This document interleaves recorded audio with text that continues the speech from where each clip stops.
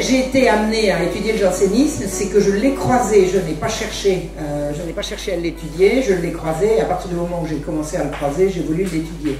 Mais c'est comme Voltaire, si vous voulez. J'ai pas dit un jour je vais étudier Voltaire, mais sur les sujets que j'ai étudiés, je l'ai croisé, à partir du moment où vous le croisez, vous voulez en savoir plus.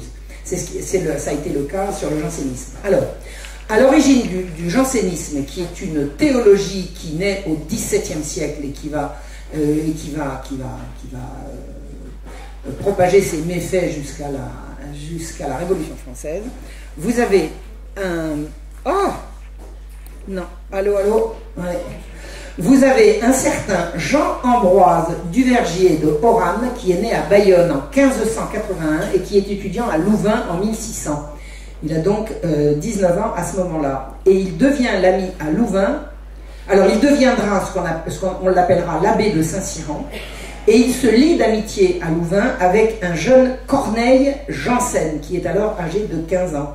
Corneille Janssen sera connu comme Cornelius Janssen ou Jansénius, c'est lui qui va donner son nom au jansénisme. Il deviendra évêque d'Ypres. Donc ce sont des gens qui sont nés à la fin du XVIe siècle et qui vont être influents au siècle suivant. Les deux jeunes gens sont influencés par Baius. Alors Baius 1513-1589 qui est un théologien à Louvain. Et Baius professe que pour lui, la nature humaine a été tellement mutilée par le péché originel que les fils d'Adam, c'est-à-dire les hommes, sans la grâce, ne peuvent aimer et faire que le mal. C'est ce qu'on appelle les bases d'un anti-humanisme. L'homme, l'humain, est, si vous voulez, foncièrement pécheur. Cet enseignement les rapproche des protestants de Hollande et d'Allemagne. Le protestantisme essaime déjà depuis plusieurs dizaines d'années quand ces jeunes gens se rencontrent.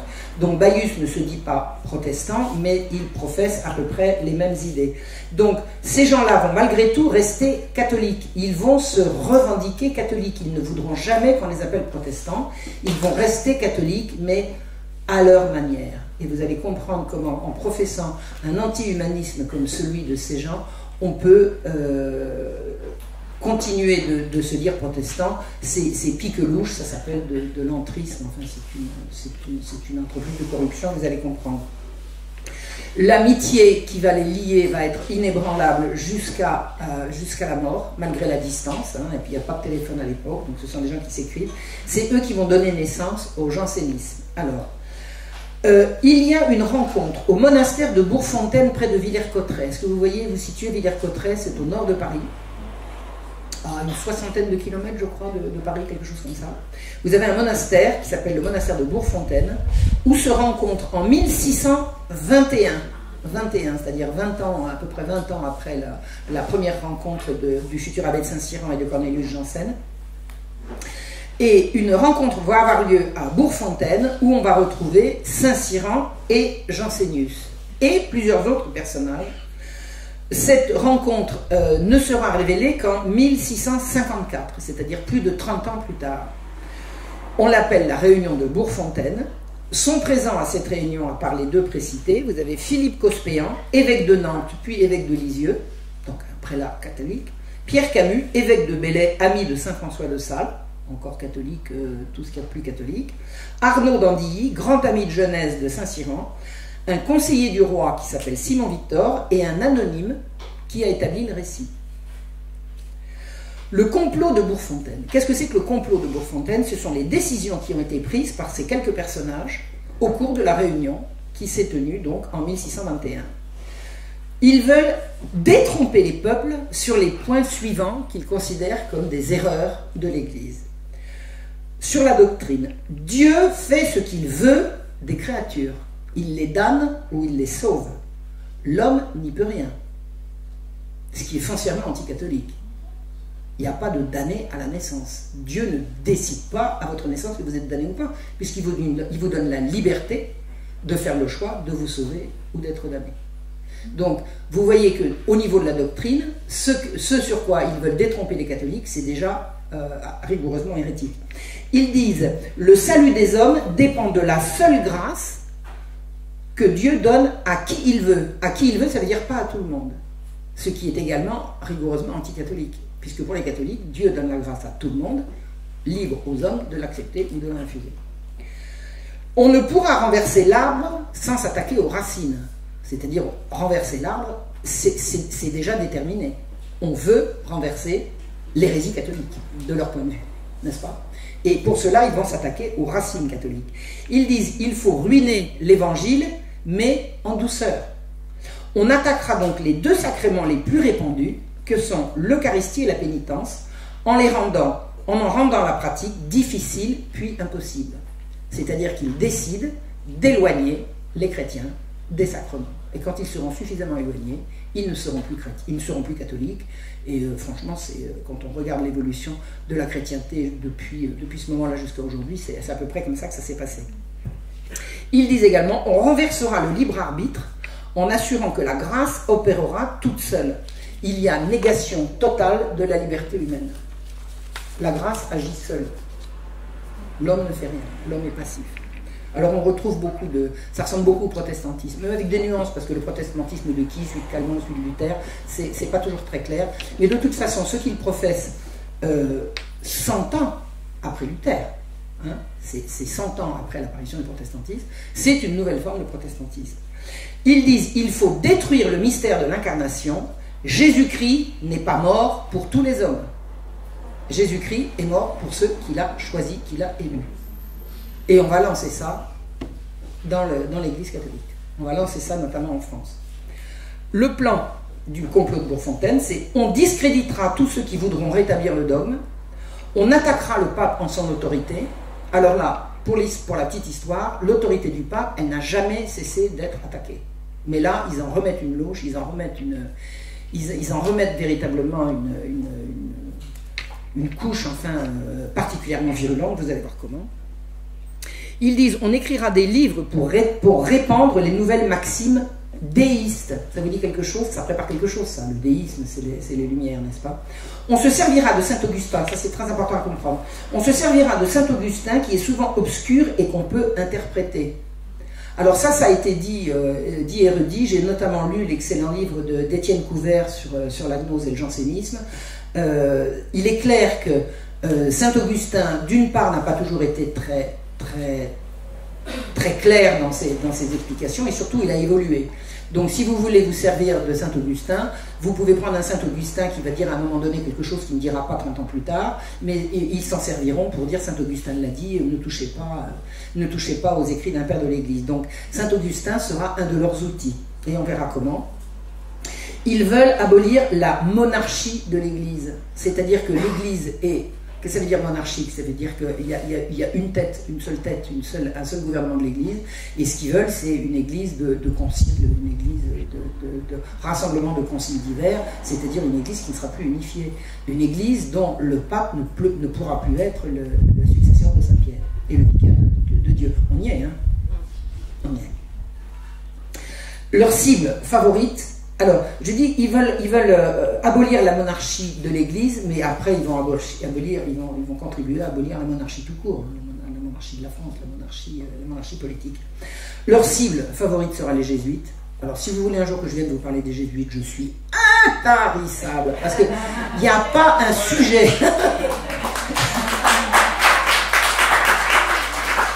Il n'y a pas un sujet plus dévoyé que le sujet des jésuites. C'est absolument insensé.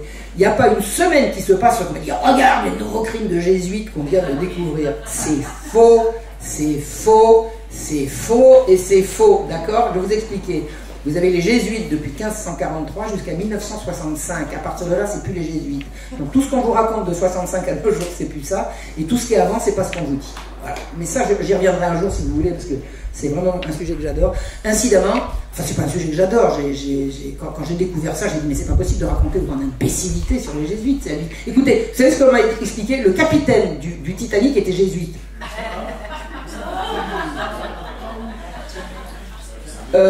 Combien fait-on d'études pour être capitaine de vaisseau, à vue de nez? Quelqu'un peut savoir? C'est 4 ans. 4 ans? 4 ans à partir de quel âge? Du bac.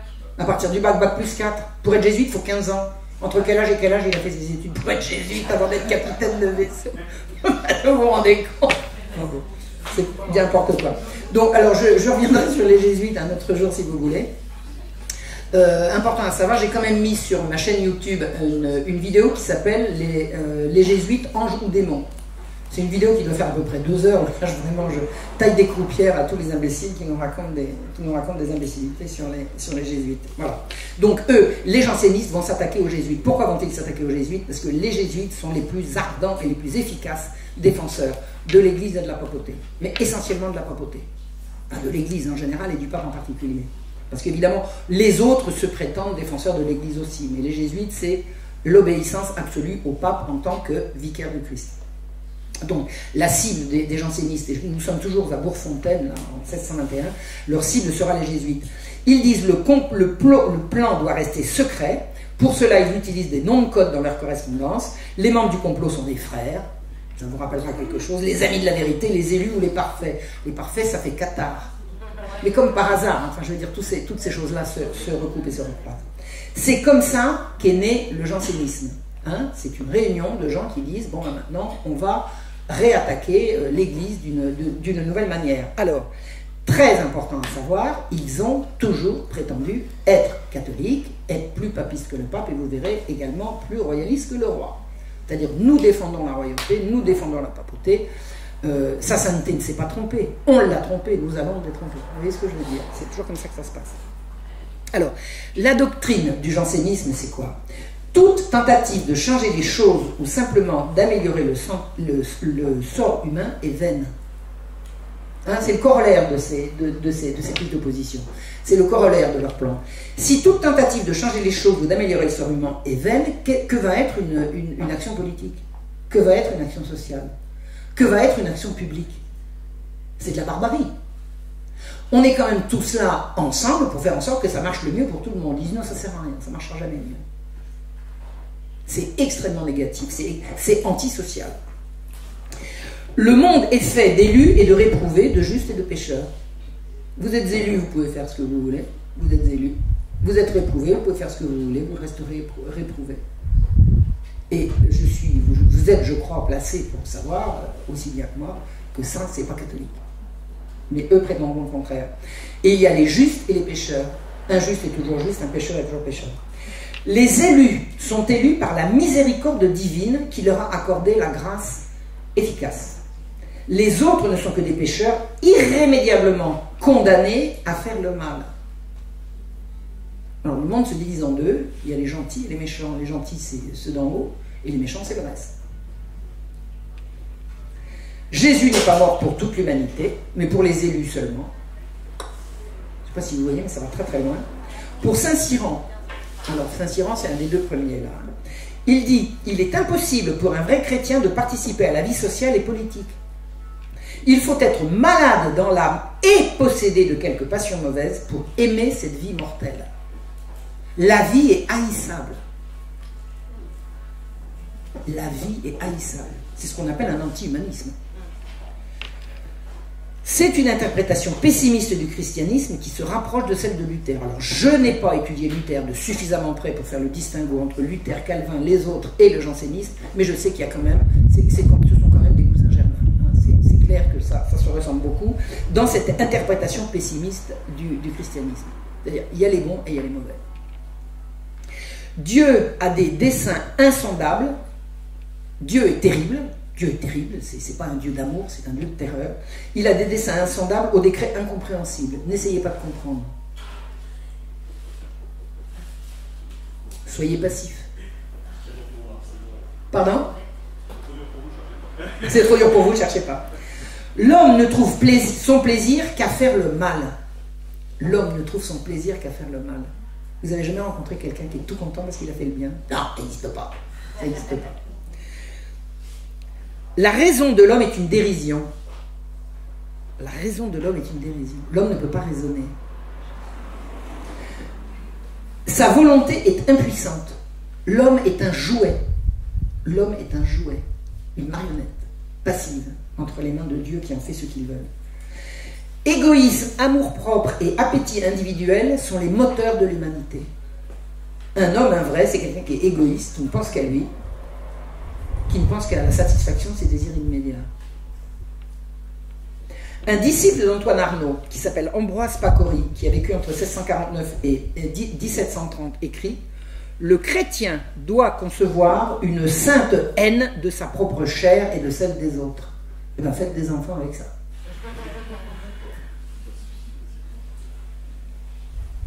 Se glorifier de ses vêtements, dit-il, c'est faire comme un teigneux qui tirerait vanité du bonnet qui cache sa teigne. C'est-à-dire qu'on s'habille pour cacher l'horreur de son corps. Le corollaire de cette haine de soi, de cette haine du bon, du beau, du vrai, enfin de cette haine de la vie, c'est que si je suis élu, aucun crime ne peut m'empêcher que je sois sauvé, puisque je suis élu. D'accord? Si je ne suis pas élu, quand je quitterai mes désordres, je ne serai pas plus avancé. Donc, élu ou non élu, je peux continuer à vivre de mes crimes avec la plus grande sécurité, je risque rien. C'est pas mal. Essayez de gouverner un royaume dans lequel ces gens-là ont de l'influence. Essayez de faire avancer une politique sociale, essayez de faire avancer le bien commun.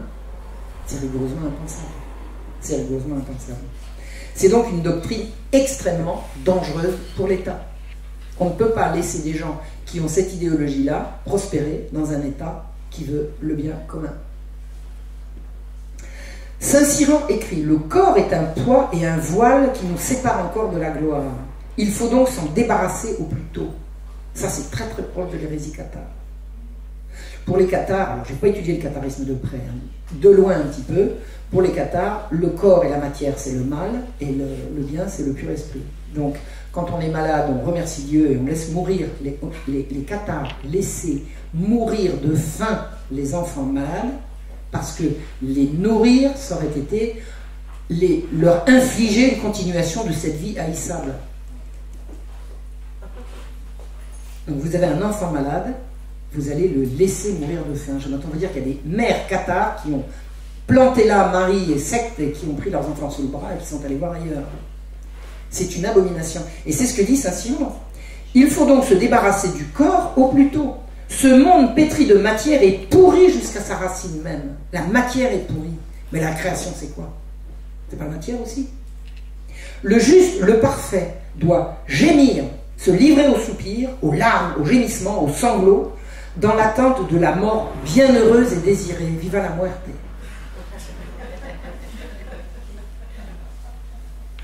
Et il dit, et ça fait partie de ce qu'on a retiré de sa doctrine, on prie Dieu par la pensée, par la parole, par l'action, par la souffrance.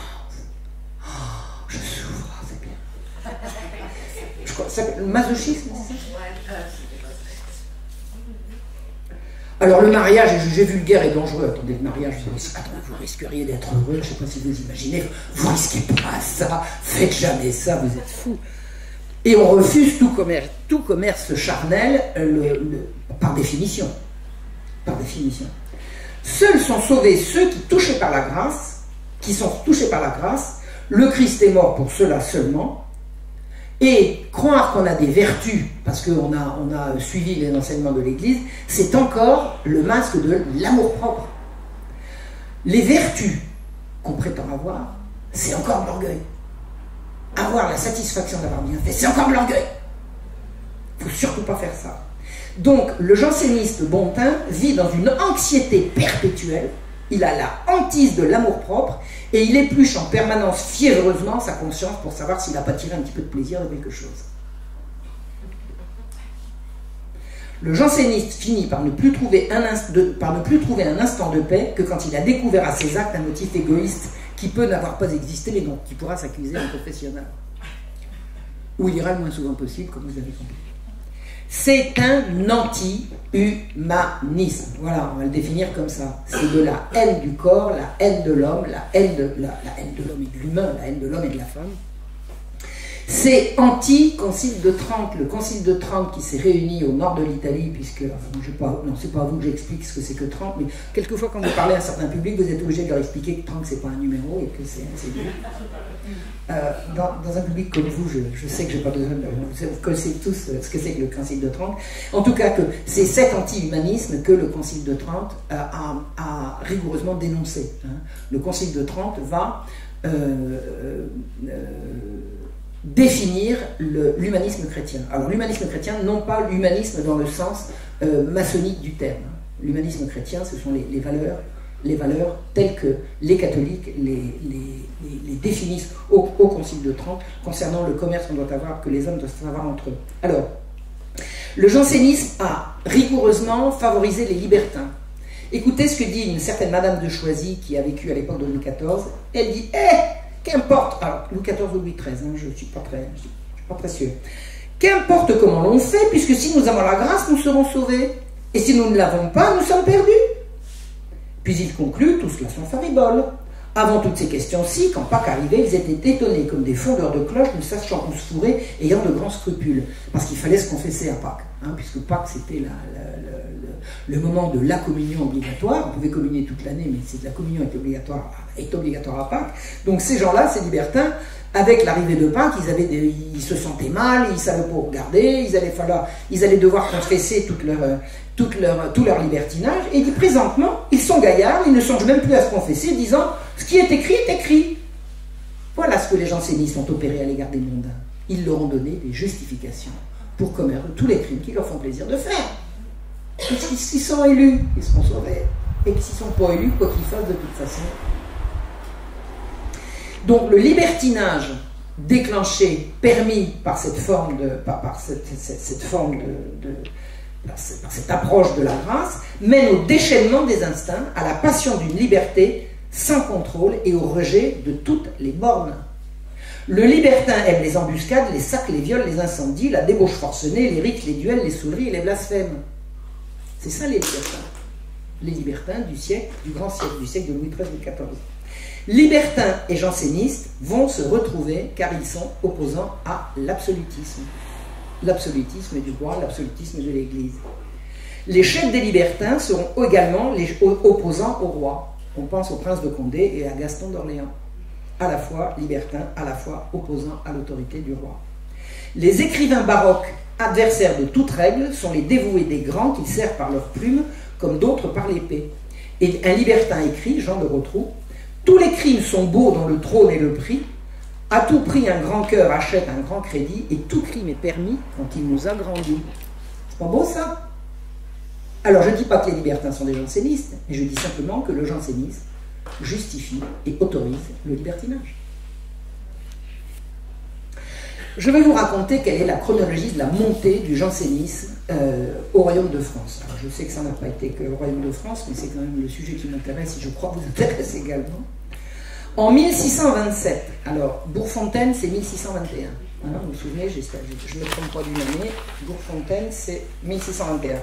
En 1627, à Port-Royal, l'abbesse Angélique Arnaud rencontre Saint-Cyran, qui est un ami de sa famille. Nous sommes 6 ans après Bourgfontaine, et elle fait entrer l'abbé de Saint-Cyran comme directeur spirituel de Port-Royal. Donc l'abbaye de Port-Royal va devenir janséniste. À Port-Royal, on va distiller une haine obsessionnelle des jésuites et on va développer la rigueur morale à l'extrême. Port-Royal devient un monastère janséniste. Jansénius, en 1635, publie Mars Gallicus, qui est un violent pamphlet contre les alliances protestantes de Louis XIII et de Richelieu avec les princes protestants contre le danger catholique représenté par l'Espagne et l'Autriche. Il se trouve que quand vous êtes roi de France et Premier ministre de France, si le danger est catholique et que l'allié potentiel est protestant, vous allez faire votre prière comme vous l'entendez, mais vous allez passer des alliances nécessaires à sauver la couronne et à sauver le royaume. Or, Jansénius va tonner contre ces décisions en disant « Un prince chrétien ne doit entreprendre de guerre que pour des raisons religieuses et ne traiter de religion que par raison d'État. » Il est bien gentil, mais lui, il n'est pas chef d'État. Et le chef d'État, il a ses impératifs et il a sa conscience. Le chef d'État, en l'occurrence, Louis XIII et Richelieu sont de très bons catholiques. Il n'y a pas de doute à avoir à ce sujet. Il n'y a pas de suspicion à leur sujet. Richelieu n'aime pas du tout qu'on vienne lui donner la leçon et que des gens comme ça viennent répondre des écrits en disant comment le Premier ministre hostile, comment le roi hostile. Richelieu va se manifester, son hostilité à ce genre d'intervention. 1637, alors c'est une date importante qui voit le renforcement de l'absolutisme royal par la généralisation des commissaire au détriment des officiers. Ça veut dire que un commissaire, c'est quelqu'un qui a reçu commission du roi pour aller faire ceci ou cela dans une province. Le roi le nomme à sa bonne volonté et le renvoie à sa bonne volonté. Le commissaire envoyé par le roi va imposer la volonté du roi dans les provinces. Dans les provinces, ces commissaires vont être des intendants. On dit également commissaire des partis. Et l'intendant est l'équivalent de ce que serait le préfet aujourd'hui. Aujourd'hui, le préfet, il représente l'État dans la région. Ben, l'intendant, il représentait le roi, pareil, dans sa circonscription. Et que sont les officiers? Les officiers sont des magistrats propriétaires de leur office qui rendent la justice au nom du roi dans les provinces. Au nom du roi, au titre d'un office qu'ils ont acheté, qui est héréditaire, et la justice étant payante, ils se font des belles fortunes, et ils ont une importance dans la province qui va être battue en brèche par l'influence des intendants. C'est-à-dire que la centralisation monarchique, le renforcement du pouvoir central, à Versailles, va faire de l'ombre aux juges des provinces, qui disent nous avons nos devoirs à remplir et les intendants viennent nous donner des ordres. Enfin, il y a une concurrence qui se fait entre les uns et les autres. Or, il se trouve que le jansénisme offre une justification à la réaction des officiers vexés par la montée des intendants. Ils sont arrêtés dans leurs ambitions et le jansénisme va leur dire à quoi bon se battre, à quoi bon faire mieux. Le jansénisme leur offre une justification de leur renoncement à faire le bien. Alors, c'est une explication, je ne dis pas qu'il n'y en a pas beaucoup d'autres, mais elle tient la route. Elle tient la route. Donc le jansénisme sera, dans ses fondements et son activité principale, une affaire de juge. Alors on ne dit pas les juges, on dit les robins. Pourquoi? Parce que les juges, ils portent une grande robe. Voilà. C'est les seuls à porter une grande robe, bon, à part les prêtres. Mais ce que je veux dire, c'est que voilà, vous avez les magistrats de robe courte, et la robe longue. La robe courte, ce sont les magistrats qui peuvent monter à cheval, et les magistrats de robe longue, les robins, ce sont les juges, les magistrats. Alors, juges de père en fils, juges avec des pouvoirs extrêmement étendus, juges au Parlement, juges. Le 27 août 1737, l'avocat Antoine Lemaître, conseiller d'État, décide de vivre par et pour Dieu. Donc il va renoncer au monde, le renoncement janséniste. Et vous savez ce qu'il fait pour se retirer du monde? Eh bien, il envoie l'information concernant sa retraite à tout le monde. Je quitte le monde et je le fais savoir à tout le monde. Port-Royal se remplit de solitaires qui s'y retrouvent avocats, bourgeois de négoce, des gens qui ont compris que les intendants leur faisant de l'ombre, ils ne feront pas la carrière qu'ils veulent, donc ils renoncent à tout et ils vont s'installer à Port-Royal. Tous ensemble, après avoir fait savoir à tout le monde qu'ils renonçaient à tout. Vous avez alors, il y a quelques prélats de l'Église de France qui sont jansénistes. Vous allez voir, il n'y en a pas beaucoup, mais il y en a quelques-uns. Il y a un certain Nicolas Pavillon qui est nommé évêque d'Alais. Il a été formé par Saint Vincent de Paul, futur Saint Vincent de Paul, Vincent de Paul à l'époque, mais il est devenu janséniste. Et Vincent de Paul, c'est pas un janséniste, du tout. Mais disons que bon, tous ces gens-là se sont rencontrés quand ils étaient jeunes, après ils ont fait des évolutions différentes. Vous savez, comme tous les jeunes qui se sont rencontrés à l'ENA, puis il y en a qu'on retrouve à droite, qu'on retrouve à gauche, qu'on retrouve ici, vous voyez, c'est à peu près l'équivalent. Donc, Nicolas Pavillon est devenu janséniste. Et dans son diocèse d'Alais, dans le Midi, il combat, tenez-vous bien, les viols, les rapts et les incestes dans son diocèse. On va pas se plaindre. Il est bien, hein. Il lutte contre la criminalité sexuelle. Alors là, tout va bien. Il lutte contre les duels. Il lutte contre l'usure contre les paysans et la tyrannie des hobereaux campagnards. Alors là, on va dire qu'il fait du bon boulot. Mais par la même occasion, il interdit les fêtes, les bals et les danses. Pardon? Les danses souillent les fêtes religieuses. Attendez, comment osez-vous danser le jour où vous avez reçu le corps sacré de notre Seigneur? Ben attendez, si vous ne dansez pas le dimanche, vous allez danser quel jour? En fait, ils vont s'insinuer dans la vie quotidienne des gens pour leur empoisonner l'existence. Vous avez d'un côté un masque vertueux, enfin une face vertueuse qui est appréciée, et puis de l'autre côté, arrêtez de rigoler, arrêtez de danser, arrêtez de faire la fête, arrêtez de vous aimer, arrêtez d'aimer la vie. C'est insoutenable. C'est insoutenable. Ce Nicolas Pavillon a fait donner le fouet à un gentilhomme de 16 ans qui avait embrassé une fille à l'issue d'une danse. Alors, si les garçons ne peuvent plus embrasser les filles sans prendre le fouet, je ne sais pas si j'ai mis, on n'est plus en France. Là. À Alais, dans son diocèse, un pénitent ne peut aller se confesser ailleurs que là où un curé a reçu des instructions de dureté. Et c'est dans le plan de Bourfontaine. Hein. On rendra la confession, on rendra l'Eucharistie et la confession de plus en plus difficile à obtenir. Hein. Alors, il doit avoir un billet de confession, sinon il ne pourra pas communier. Donc on dit voilà, vous voulez communier, vous ne pouvez aller vous confesser qu'à tel prêtre qui a reçu des instructions particulièrement dures, et il vous donnera un billet de confession. Et si vous n'avez pas ce billet de confession, arrivez à la table de communion, on ne vous donnera pas la communion. C'est quoi ça? C'est quoi ça? Ces façons de faire contribueront grandement à la déchristianisation qui viendra. Partout où les jansénistes auront assuré un diocèse, la déchristianisation sera galopante un siècle plus tard. Ils vont réussir à dégoûter les paroissiens d'aller à la messe et d'écouter leur prêche. Les populations vivent sous un régime inquisitorial avec des pénitences publiques et humiliantes. Vous imaginez, vous voulez recevoir l'absolution, vous allez donc faire pénitence, ou vous allez le faire publiquement. Quoi? Attendez, la pénitence, c'est entre le bon Dieu et nous, non? Non, vous allez faire ça publiquement. Et alors, devant toute la paroisse, non mais attendez, alors les églises se vident. C'est radical. C'est radical. En 1638, Richelieu s'inquiète. Richelieu défend que l'attrition, c'est-à-dire le regret des fautes qu'on a faites par crainte de l'enfer, c'est suffisant. Saint-Cyran dit pas du tout, il faut la contrition, le seul amour de Dieu sans crainte de la punition. C'est-à-dire que si vous faites le bien par crainte de faire le mal, par crainte de pécher, par crainte de déplaire au bon Dieu, ah ben vous allez mériter l'enfer. Parce qu'il ne faut pas cesser de pécher par crainte.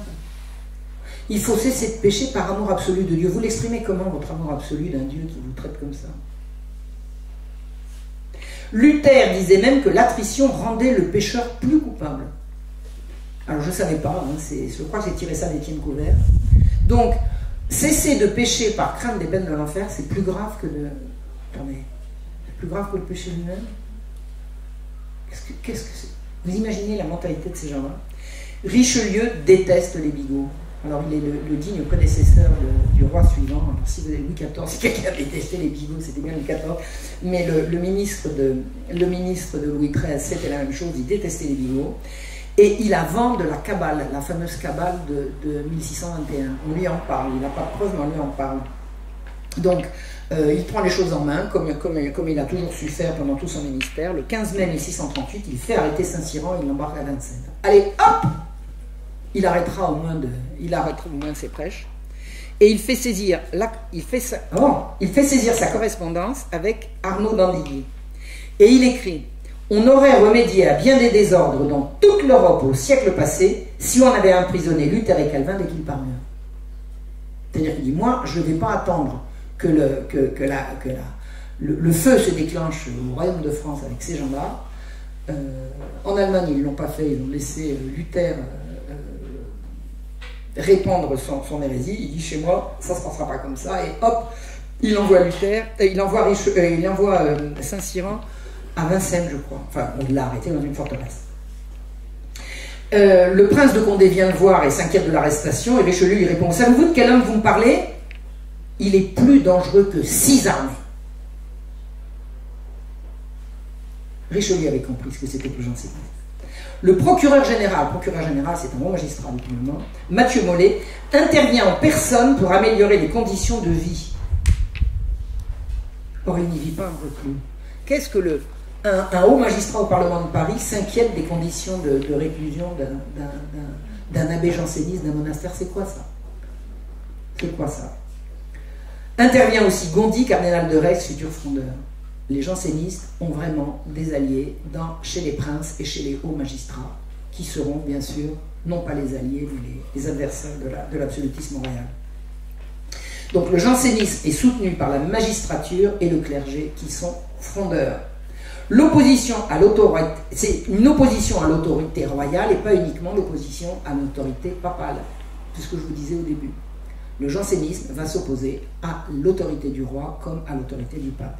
Les jansénistes sont essentiellement issus du monde judiciaire qui toujours voudra partager le pouvoir avec le roi. Voilà, c'est comme ça l'Ancien Régime. 1640, Jansénus est mort et il a publié un énorme ouvrage qui s'appelle l'Augustinus, 1300 pages in folio. Alors in folio c'est grand comme ça, c'est ce qu'on appelle le format A1 je crois. In folio c'est le plus grand format de papier. 1300 pages in folio. Qui c'est qui lit ça? Paru en 1640. C'est une gnose réservée aux seuls élus annoncée à Bourgfontaine. C'est la continuation. Alors Bourgfontaine a-t-il existé ou pas? On ne sait pas, on n'y était pas, mais en tout cas on en voit l'application de ce qu'on nous en a dit. Il a retourné la doctrine de saint Augustin qui a varié dans ses convictions et s'est rétracté sur le tard d'erreurs de jeunesse. Notamment sur la prédestination qu'il a admise et dont se sont servis les jansénistes et calvins. Il a dit « Toutes les vertus des païens ne sont que des vices déguisés ». Donc on va se servir de saint Augustin, on va retourner en fonction des besoins.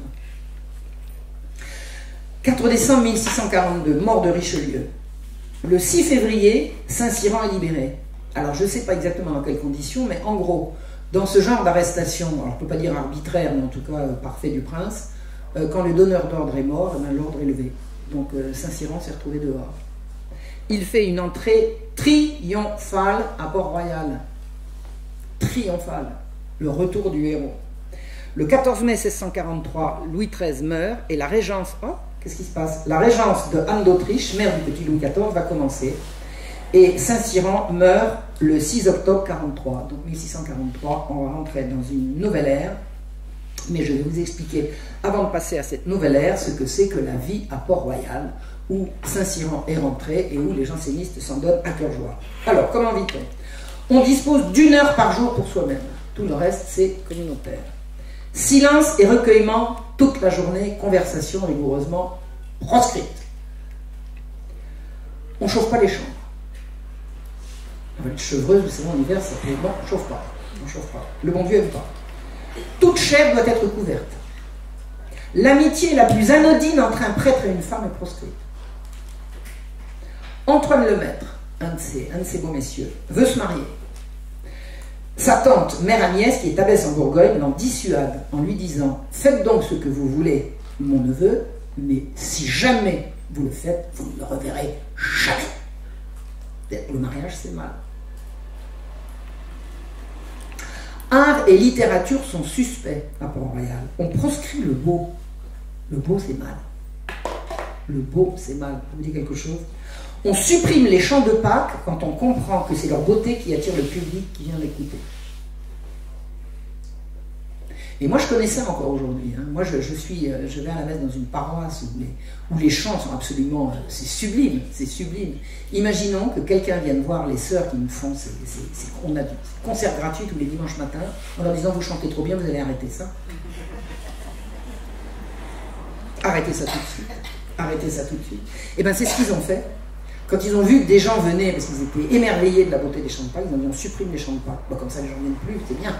Le résultat est... Voilà. L'art autorisé bannit l'imagination, la fantaisie et la virtuosité. Et écoutez ce que disait Mère Angélique. J'aime, par l'esprit de Jésus-Christ, tout ce qui est laid. Royal. En 1643, Arnaud publie De la fréquente communion, qui remet en cause la morale laxiste et relâchée des jésuites.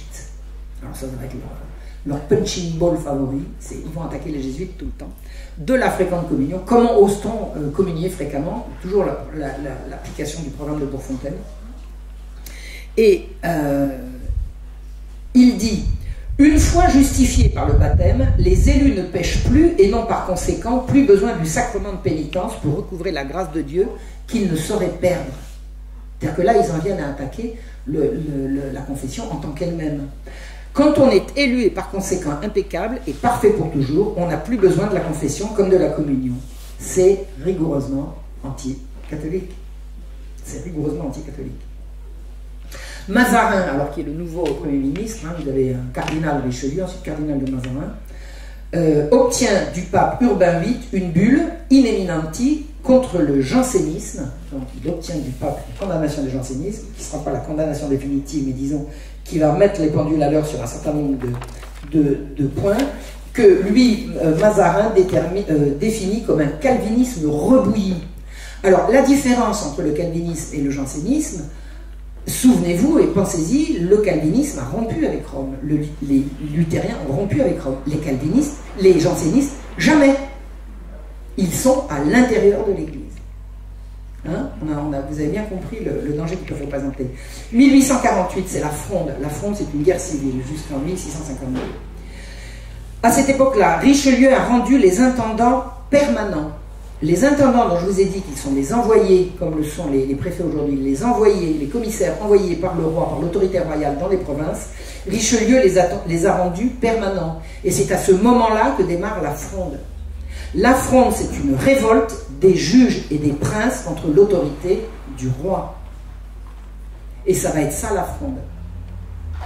La Fronde, c'est une guerre civile atroce, durant laquelle, quand les armées, que ce soit celles des uns ou celles des autres, avançaient dans la campagne, sur 40 km, c'était la désolation. 40 km de désolation. Aux yeux de Mazarin, le parti janséniste est une menace politique grave. Il ne peut pas se permettre de laisser ces gens continuer de prospérer au royaume, compte tenu du danger que représente la Fronde et cette révolte des princes et des juges contre l'autorité royale. En Angleterre, au même moment, c'est la guerre civile et la révolution des puritains va renverser le roi Charles Ier en 1649. Dans un an, il n'y a plus de roi en Angleterre. Oui. La duchesse de Longueville ou madame de Chevreuse sont à la fois des frondeuses et des amis de Port-Royal. Il y a un lien entre la Fronde et le jansénisme, même si ce n'est pas ouvertement et officiellement. Dans les faits, il y a un lien. Pendant la Fronde, des parlementaires en robe accompagnent le lent cortège de Port-Royal qui va se mettre à l'abri le 12 janvier 1949. C'est-à-dire que le Parlement, en personne, accompagne ces messieurs de Port-Royal dans leur exil. Donc le Parlement est janséniste. Il est le protecteur du jansénisme à tous les points de vue. Le très frondeur cardinal de Retz est largement financé par les jansénistes.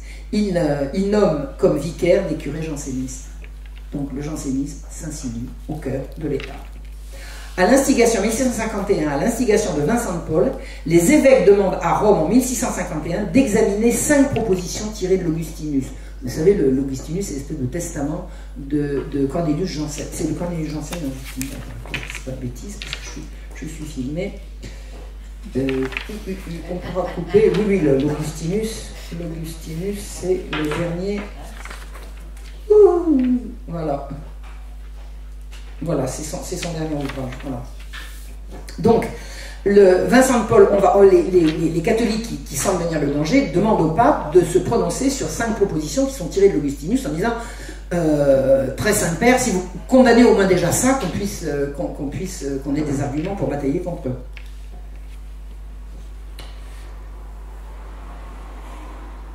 La condamnation par le pape viendra 3 ans plus tard. Donc la demande est faite, elle est faite par Saint Vincent de Paul et pas par les jésuites. Non, c'est le futur Saint Vincent de Paul, Monsieur Vincent, qui écrivent à l'instigation, ce sont les évêques de France, à l'instigation de Monsieur Vincent, qui demandent à Rome de condamner les 5 propositions tirées de l'Augustinus. Alors, 1652, c'est la fin de la Fronde. Louis XIV va serrer la vis à tous les particularismes qui lui ont été hostiles et il va combattre le jansénisme sans pitié. Il les déteste. Alors, il n'aime pas les bigots, mais il a compris. Il a compris à qui il avait affaire. En 1653, le pape Innocent X publie une bulle cum occasione condamnant les fameuses 5... Ça marche plus. Allô, voilà. Le pape condamne les fameuses 5 propositions tirées de l'Augustinus. Alors, selon ces propositions, la réalité du libre arbitre, la possibilité humaine de rejeter la grâce et l'universalité du salut en Jésus-Christ ont été niées par Jansénius. Donc c'est le pape qui le dit là. Il dit Jansénius a nié le libre arbitre, la possibilité humaine de etc., etc. Cette condamnation est une victoire pour Mazarin. Mazarin voulait remettre les jansénistes au pas, le pape lui donne les moyens. Voilà, votre mentor a écrit ça, regardez, on tire 5 propositions de son bouquin et le pape les condamne. Antoine Arnaud dit c'est vrai, ces propositions sont bien hérétiques. Le pape a raison, mais elles ne sont pas dans l'Augustinus, il a mal lu. Et ça va recommencer. Et vous savez ce qu'il dit? Attaquer Jansénius, c'est attaquer Saint-Augustin. Comment le pape ose-t-il attaquer un père de l'Église? Il veut distinguer le droit du fait. Alors, comprenez quelque chose. Ces gens ne cèdent jamais. Ils ne cèdent jamais. On leur dit ça c'est hérétique, ils disent oui, mais c'est pas ce qu'on a dit. Et repartez avec votre bouquin de 1300 pages pour expliquer que vous avez mal lu et tout. Combien de temps met une lettre pour partir de Port-Royal et arriver à Rome, votre ami? Plus retour. Ils ne cèdent jamais. Et c'est comme ça qu'ils avancent. En septembre 1654, le pape Innocent X condamne l'Augustinus pour la 2e fois. Il a relu. On lui a dit, vous avez mal lu. Il a dit, si, je relis. Ben d'accord, je relis. Il condamne l'Augustinus pour la 2e fois. En février 1656, le mathématicien Blaise Pascal, ça va être un des grands amis des jansénistes, publie les Provinciales en défense d'Arnaud qui a été condamné par la Sorbonne. En fait, c'est une charge contre les jésuites. Sachez que dans cette guerre, les jésuites seront toujours du parti du pape. Toujours. Ils ont fait le vœu. Ils ont fait le vœu. Donc ils seront toujours du parti du pape. Donc pour attaquer le pape, on ne va pas attaquer le pape, on va taper les jésuites. Ah, le pape, touche pas. On va attaquer les jésuites. Et les jansénistes vont aller voir Blaise Pascal, qui a une jolie plume, et ils lui donnent des documents et disent vous allez nous écrire quelque chose, une charge contre les jésuites. Alors, je ne vais pas vous raconter la charge de Blaise Pascal contre les jansénistes, mais je vais vous donner quelques éléments pour vous situer quel est le personnage de Blaise Pascal.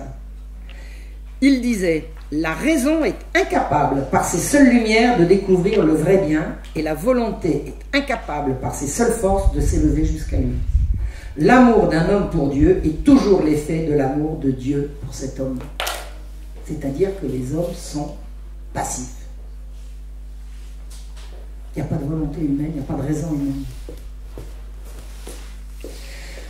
Sa sœur, Gilberte Perrier, disait de lui, écoutez bien, il ne pouvait souffrir les caresses que je recevais de mes enfants, il me disait qu'il fallait les en désaccoutumer, que cela ne pouvait que leur nuire.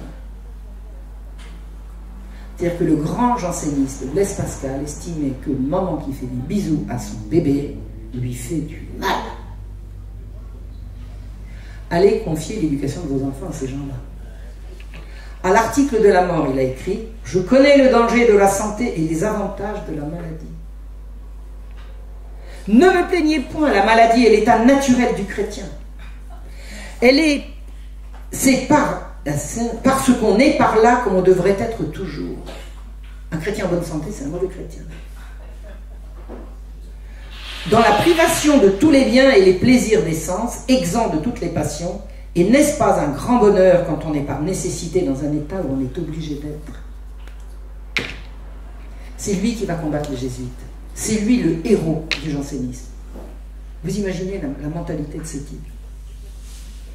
Le 16 octobre 1656, le pape riposte par la bulle Ad Sacram d'Alexandre VII. La papauté continue de se manifester officiellement contre le jansénisme. En 1657, l'Assemblée du clergé, alors là c'est le clergé de France, hein, c'est pas un concile écuménique ou c'est le clergé de France, reçoit la bulle Ad Sacram, c'est-à-dire que le clergé français se manifeste, se réunit et se exprime qu'il est entièrement en accord avec le pape et qu'il n'est pas janséniste, qu'il est anti-janséniste. Le jansénisme est minoritaire, ultra minoritaire dans le clergé français. L'Église de France n'est pas janséniste. C'est comme ça qu'on peut le voir. Pour ramener l'ordre, le pape décide de contraindre... Non, c'est le clergé français. Pour ramener l'ordre, décide de contraindre les prêtres, les religieux et les religieuses à signer une formule ainsi rédigée. Je me soumets à la constitution apostolique d'Innocent X, souverain pontife, donnée le 31 mai 1653, la fameuse bulle Cum Occasione, et à celle d'Alexandre VII, son successeur, donnée le 16 octobre 1656, la bulle Ad Sacram. Je rejette et condamne sincèrement les 5 propositions extraites du livre de Cornelius Jansénius, intitulé Augustinus, dans le propre sens du même auteur, comme le siège apostolique les a condamnées par les mêmes constitutions. Je le jure ainsi Dieu me soit en aide et ses saints évangiles. Bon, alors maintenant c'est clair, le clergé français refuse le jansénisme, et pour savoir si les prêtres ou les religieuses sont de bons chrétiens, on va leur dire, vous signez ça. Vous signez ou vous signez pas? Vous signez ça. Si vous êtes bon catholique, vous êtes avec le pape, vous êtes avec votre évêque, avec le clergé de France, et on va faire signer. Ce formulaire est imposé par le Saint-Office, et il a mis les provinciales à l'index. Alors évidemment, on racontera que c'est les jésuites qui ont voulu ça, mais les jésuites, c'est pas eux qui dirigent le pape. À propos du formulaire, seuls 4 évêques résistent. Alors, je ne sais pas combien il y a d'évêques en France, mais il y en a plus de 4. Hein.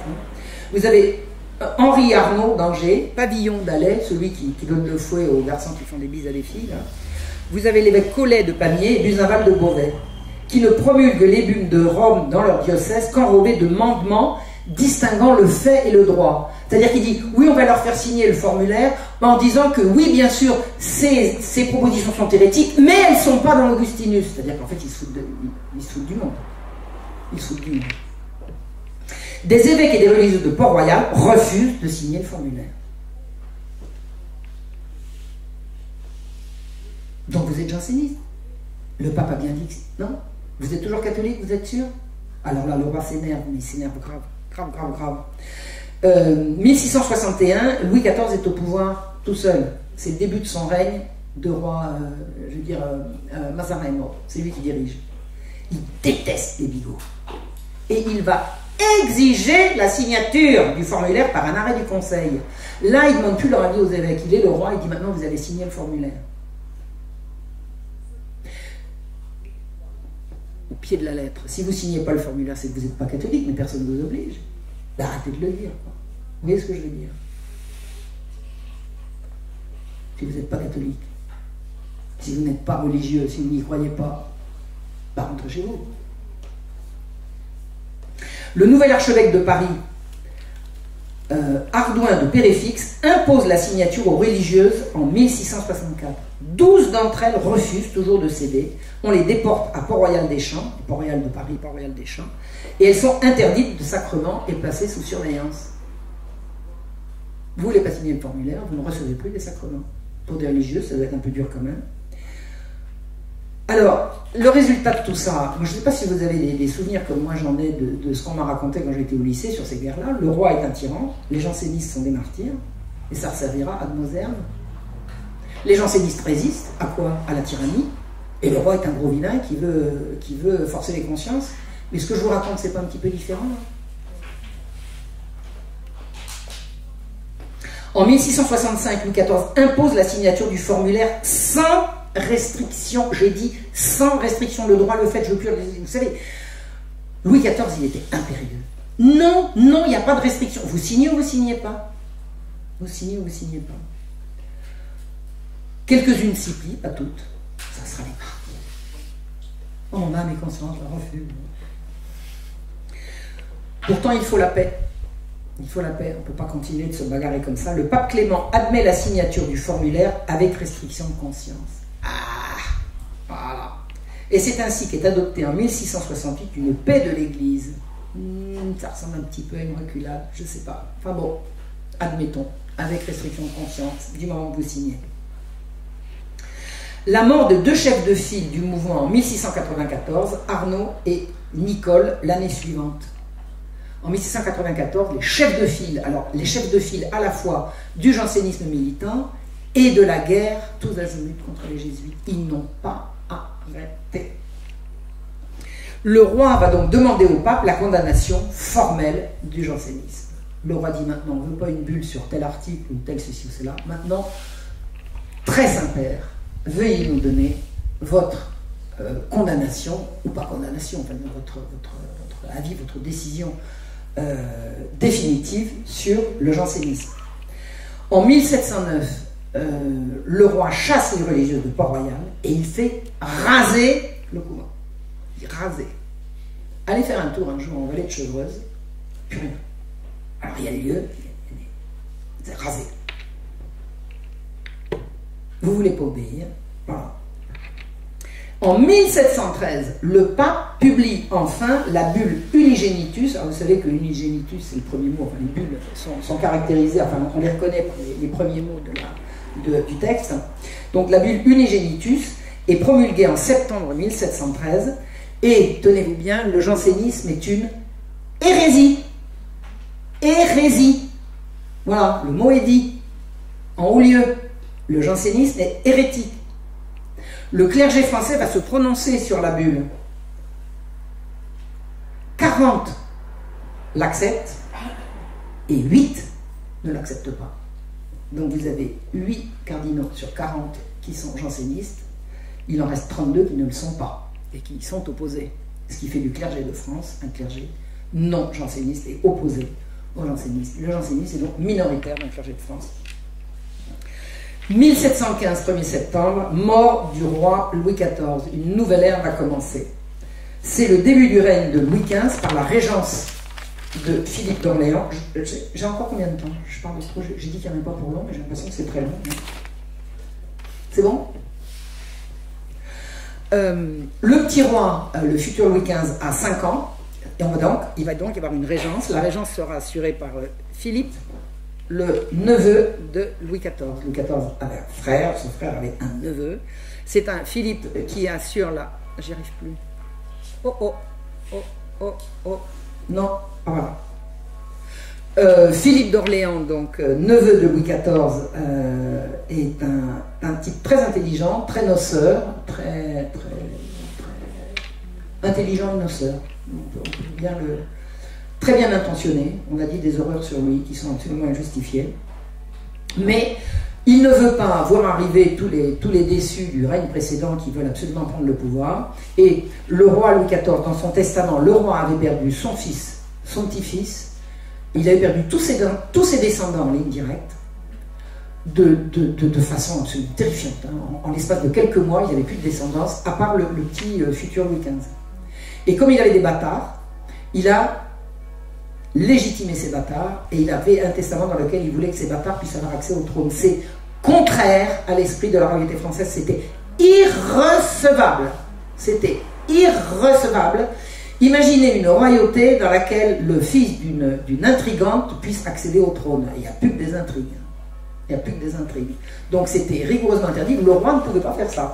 Donc il l'avait demandé dans son testament. Philippe, pour arriver au pouvoir, a voulu casser le testament. Il a eu le soutien du Parlement, à qui il a dit le roi vous a bridé. Alors le Parlement avait droit de remontrance, c'est-à-dire que quand le roi voulait faire enregistrer par le Parlement une de ses décisions, le Parlement avait l'habitude de dire oui, mais Majesté, ergoté, il y a ceci, il y a cela, remontrance. Le roi Louis XIV leur avait dit plus de remontrance, c'est terminé, vous enregistrez ce que je vous dis et on n'en parle plus. Et Philippe a dit au Parlement, juste au moment de la mort du roi, je vous rends le droit de remontrance et vous me cassez le testament. Et en même temps que Philippe arrivait au pouvoir, après avoir rendu le droit de remontrance, il avait libéré tous les jansénistes que Louis XIV avait fait emprisonner. Et là, c'est la ruée.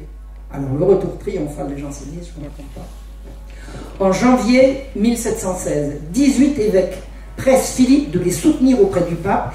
Ils veulent des explications sur la bulle. Alors, attendez, le pape rédige une bulle, il décrète une bulle, et il y a des gens qui disent ah, on voudrait des explications. Donc, vous avez qu'à lire le texte. C'est quoi? Ils veulent remettre en question l'autorité du pape par des... je veux dire, on n'ergote pas sur une bulle. Qu'est-ce que c'est que ça? Et ils demandent à Philippe de les soutenir auprès du pape. Sinon, disent-ils, on veut en appeler à un concile. Mais c'est de nouveau remettre en question l'autorité du pape par un concile. Pourquoi? Pourquoi? Simplement parce qu'ils ne veulent pas obéir. Ils ne veulent jamais plier, ils ne veulent jamais obéir. Ça serait la fin du catholicisme. C'est le pape qui décide. Une fois que le pape a décidé, on peut appeler un concile ou un concile écuménique pour parler d'autre chose, mais pas sur le... C'est pareil dans l'absolutisme royal à la française, c'est pareil. Quand le roi a décidé quelque chose, on ne remet pas en question. On discute avant, on ne discute pas après. En fait, une bulle doit être acceptée. Mais les catholiques, les jansénistes français disent ben oui, mais quand même on voudrait. Et d'ailleurs, le Parlement nous soutient, comme par hasard. Et le Parlement va soutenir des évêques qu'on va appeler des appelants. Ils en appellent à un concile gallican, un concile de France, des évêques de France, c'est ce qu'on appelle le gallicanisme, c'est-à-dire les droits de l'Église de France par rapport à l'autorité ultramontaine. Donc le Parlement va soutenir les évêques appelants et c'est le début d'une bagarre sans fin. Ça se terminera à la Révolution française. Ça ne va pas arrêter. En mars 1716, c'est-à-dire 6 mois après la mort du roi, le Parlement d'Aix-en-Provence annule le mandement de l'évêque de Toulon qui a refusé d'ordonner des ecclésiastiques qui ont fusé la bulle. Alors attendez, l'évêque il n'est pas maître chez lui, il va ordonner des prêtres qui ont dit nous on refuse la bulle. Ben, je ne vous ordonne pas. Oui ou non? Eh bien, le Parlement annule le mandement de l'évêque, c'est-à-dire que le Parlement, qui sont les juges laïcs, se mêle d'autorité ecclésiastique en annulant le mandement d'un évêque. Mais de quoi je me mêle? Les juges sont là pour rendre la justice au nom du roi, pas au nom du pape, pas au nom de Dieu. Et un évêque est pu mettre chez lui. L'évêque va obéir, le Parlement va dire à l'évêque, vous allez les ordonner prêtres, c'est un ordre. L'évêque dit, attendez, pardon. De qui je reçois des ordres? Pas de vous. Ça va être ça la guerre, pendant tout le siècle. C'est le début d'une longue liste où les juges vont se mêler, les juges jansénistes, on est bien d'accord, vont se mêler de régenter l'Église et d'empêcher de faire l'évêque de Reims, Toulon, Châlons, Marseille, Apt, Orléans, etc., etc. Quelques jeunes théologiens attachés à la mémoire de Port-Royal, parce que Port-Royal c'est martyr, alors on peut pouvoir s'en donner à cœur joie, mettent sur pied le mouvement de l'appel au concile et ils vont empêcher tous les accommodements qu'on va essayer de trouver en 1720 autour de cette affaire. Ils sont obsessionnellement anti-jésuites, le matin, le midi, le soir. Je crois qu'ils se réveillent la nuit encore en criant contre les jésuites. Noailles, c'est l'évêque qui est entré, l'archevêque qui est entré au conseil de conscience. Il est rentré au gouvernement. Il est janséniste. C'est bien de la part de Philippe d'Orléans. On crée un gouvernement, on fait rentrer un évêque janséniste, et après on va avoir la paix. Vous savez, Philippe d'Orléans, il s'est mordu le poing jusqu'au coude de ce qu'il a fait. Mais c'était trop tard. Une fois qu'il l'avait fait, il l'avait fait. Donc, le cardinal de Noailles interdit aux jésuites, par un exploit d'huissier remis dans leur maison de professe à Paris, de confesser et d'administrer dans son diocèse. Alors là, c'est en tant qu'évêque qu'il le fait. Hein. Mais pourquoi? Ben, parce que quand on est janséniste, on ne veut pas des jésuites. Il ordonne que des billets de confession seront exigés des mourants pour recevoir les derniers sacrements, et s'ils ont reçu la conversion d'un jésuite, ils n'auront pas les sacrements. C'est bien. Hein? Les jansénistes font signer des pétitions aux curés qui se disent prêts à désobéir au cardinal s'il faiblit, parce que le cardinal, il reste quand même catholique, et quand on lui dit qu'il faut absolument qu'il accepte la bulle unigenitus, il dit oui, je vais finir. Les jansénistes font signer des pétitions aux curés pour dire au cardinal de Noailles, nous ne voulons pas de la bulle, nous ne voulons pas de la bulle, n'acceptez pas la bulle, nous ne voulons pas de la bulle. La bulle qui condamne le jansénisme comme hérésie, vous avez compris. Le pape a menacé d'excommunication les opposants à la bulle. Le pape a dit la bulle est un article de foi. Donc les catholiques ne peuvent pas échapper à la condamnation des jansénismes. Mars 1720, Noailles affaibli et il va demander la soumission à la bulle. Parce qu'il est janséniste de cœur, mais quand même la pression est forte. Eh bien, les jansénistes vont se dire prêts au martyre pour la défense de la vérité. Puisque l'autorité ecclésiastique est contre, nous serons les martyrs de la vérité. La bulle est une épreuve envoyée par Dieu pour éprouver les justes. Et les voilà partis pour jouer les martyrs. La désobéissance des juges se fait de plus en plus politique. Les juges refusent, donnent des ordres à l'Église et refusent d'obéir au roi, aux ordres du roi, en l'occurrence du régent. Le pape n'est pas obéi et le régent ne l'est pas non plus. Le régent est obligé d'exiler le Parlement et un journal clandestin, les Nouvelles Ecclésiastiques, échappe à toutes les poursuites et vomit ses calomnies sur ses opposants. La presse est extrêmement surveillée sous l'Ancien Régime, il faut des autorisations de publication. Les nouvelles ecclésiastiques, qui sont l'organe du parti janséniste, n'a aucune autorisation et est publiée à tire-larigot. Alors, pour la petite histoire, nous sommes ici à vol d'oiseau à une soixantaine de kilomètres du lieu où les nouvelles ecclésiastiques étaient imprimées. C'est dans la commune de Ranchères, à côté de Mézy, du côté de Saint-Fargeau. C'est là que les nouvelles ecclésiastiques étaient. Alors, sans autorisation, vous êtes des juges et vous vous servez d'un organe absolument hors la loi pour faire circuler les idées que vous défendez. C'est bien, hein? Donc, le Parlement refuse. Alors, le régent dit, le pape a dit que la bulle est un article de foi. Moi, je vous dis que ça va être une loi d'État. Donc, une fois que la décision est prise, il faut que le Parlement enregistre, c'est-à-dire qu'il inscrive dans ses registres. Le Parlement, il dit non. On ne va pas enregistrer. De quel droit? Ben rien. Du droit du plus fort, du droit du plus culotté. Les jansénistes, alors, la querelle finalement est censée s'apaiser en 1730, on fait profil bas, on dit bon, on va essayer, on va faire comme si on n'avait rien vu. Les jansénistes ont perdu la Manche. Alors je ne sais pas si finalement la bulle a fini par être enregistrée, mais disons que la querelle se tasse et les jansénistes vont dire bon, on va lancer autre chose. On va lancer autre chose. Ils disent on va prouver au public que Dieu est avec les jansénistes, que Dieu est avec nous. Et pour ça, il n'y a pas mieux qu'un beau miracle. Et si on peut en avoir un par jour, ça serait encore mieux. Ou alors 13 à la douzaine.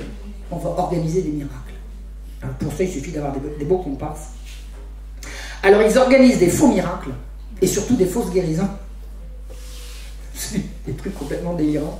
Alors on a la police était très présente sur toutes ces singeries que je vous expliquais. Et on sait pertinemment que qui donnait quoi à qui pour faire des faux miracles et des fausses... voilà, c'est-à-dire que vous aviez des gens qui jouaient les faux estropiés, puis brusquement qui jetaient le béquet en disant « Miracle, miracle, je suis guéri ». La police avait tôt fait de prendre trois témoins qui disaient « Mais non, j'en étais malade, qu'est-ce qu'elle raconte ?» Enfin, bon, vous voyez, des trucs comme ça. Et alors, ce qui se passe surtout, c'est ça qui donne une illustration de ce que c'était vraiment que la face inavouable du jansénisme, c'est qu'ils vont organiser ce qu'on appelle des convulsions. Alors, les miracles de Saint-Médard, Saint-Médard c'est une petite paroisse dans le sud de Paris, dans laquelle officiait un certain Paris, non c'est pas Nicolas Paris, c'est celui qui a tué Pelletier de Saint-Fargeau, bon un diacre qui s'appelait Paris de son nom de famille, qui était, vous savez, les joues creuses, le teint gris, toujours confiant en dévotion, entrant à reculons, se mettant dans le coin le plus lugubre de l'église pour battre sa coupe, etc. Et alors un type tout à fait spécial qui avait demandé à s'occuper tout spécialement de l'éducation des enfants. Ici, juste s'occuper d'enseigner le catéchisme. Mon petit garçon, il avait une prédilection pour ça. Enfin bon, je vous laisse deviner. Et ce type, quand il est mort, il y a des gens qui ont dit mais il y a des miracles sur sa tombe. Alors qu'est-ce que c'est des miracles? Ben, vous avez une estropiée qui arrive comme ça, elle se met sur la tombe et puis oh, elle se redresse. Et alors elle se redresse dans des convulsions. Alors les convulsions c'est quoi? Ben, c'est des hurlements, c'est des soubresauts, c'est des... Et alors, il y a de plus en plus au cimetière de Saint-Médard des gens qui ont des convulsions. Alors, plus il y a de convulsions, plus il y a de public qui se presse. Dans les gens tirent leur chaise, mais voir, il va y avoir des convulsions. Alors, vous avez des belles filles qui se mettent à pousser des hurlements, elles se déploient de rails, elles enlèvent leur voilà, culotte ou l'absence de culotte, vous voyez le genre. Et alors, il y a de plus en plus de gens qui viennent voir ça. Et l'autorité publique dit bah, vous allez arrêter vos singeries, hein, c'est bon, ça suffit. Ça suffit, c'est de l'ordre public. Et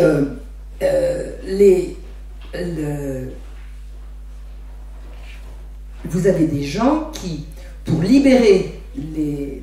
Alors, ils ne se disaient pas vraiment possédés, mais ils disaient que pour se libérer du mal qui les rongeait, et pour opérer le miracle, il fallait leur donner des secours. Alors le secours au début, c'était des paires de gifles, pif-paf, puis après... Les gifles, c'est passé les coups de bâton, puis après les coups de fouet, puis après les coups de planche à clous. Enfin, c'est devenu des spectacles de sadomasochisme. Sado, dans le rôle du sado, les jansénistes, et dans le rôle du maso, la malheureuse fille qui s'est trouvée prise là-dedans. Et Là, l'autorité politique, en l'occurrence le cardinal de Fleury, et l'autorité ecclésiastique dit vous faites fermer ce cimetière immédiatement, ça suffit, qu'est-ce que c'est que ces trucs? Et imaginez-vous qu'il y avait des gens qui venaient, mais des belles dames et des beaux messieurs qui venaient assister aux convulsions. C'était devenu un spectacle. Alors, un spectacle sordide, prétendument donnait des miracles et qui étaient des séances de torture publique. On ferme le cimetière. Allez, hop, on envoie la maréchaussée. J'ai lu le déploiement, vous savez, les archers qui sont arrivés là, toc, toc, toc, le petit trou là, bim, bim, bim. Ils ont fermé le cimetière, ils ont dispersé tout le monde, allez, rentrez chez vous.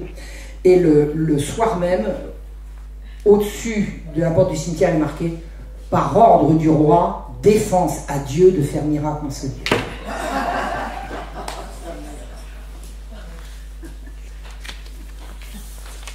Le culot. La crème du jansénisme, c'est parlementaire, c'est pressé à ces prétendus miracles, des ducs, des princes, des magistrats, des duchesses. Vous imaginez la mentalité, l'état d'esprit de ces gens-là. Ils venaient assister à des séances de sadomasochisme, tout simplement, hein. C'était un film gore. Hein. Des médecins sont venus pour dénoncer de l'hystérie, là où on voyait des miracles. Il dit là, vous avez vu un miracle? Moi j'ai fait une crise d'hystérie là. Puis les médecins ils connaissaient l'hystérie, hein. On n'a pas attendu Charcot. Hein. L'archevêque de Paris tonne contre ce culte indécent et ses faux miracles. C'est une honte. C'est une honte. Le Parlement est mouillé dans l'affaire jusqu'au cou. Et là, quand les vrais témoignages commencent à arriver en disant que tout ça, c'est des faux miracles et que vous avez des gens qui... La police a fini par dire, si vous reconnaissez que vous avez abusé le public, on vous relâche.